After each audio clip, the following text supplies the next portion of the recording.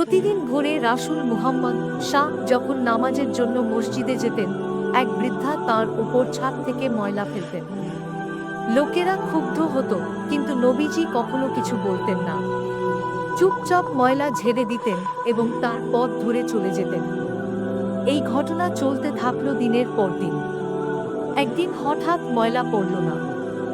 নবীজি থেমে গেলেন। ভাবলেন, আজ তো কেউ কিছু ফেলে না, বৃদ্ধা কোথায়?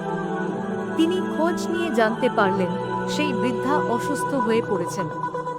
নবীজি তার ঘরে গেলেন, সান্ত্বনা দিলেন, দোয়া করলেন, সেবা করলেন। বৃদ্ধা কেঁদে ফেললেন, বললেন, আপনি তো আমাকে ঘৃণা করার কথা, কিন্তু আপনি তো আমাকে ভালোবাসলেন। এই মহানুভবতায় মুগ্ধ হয়ে তিনি ইসলাম গ্রহণ করলেন। শিক্ষা, ক্ষমা, দয়া আর ভালোবাসা, এটাই ছিল প্রিয় নবীজির শাহ পথে।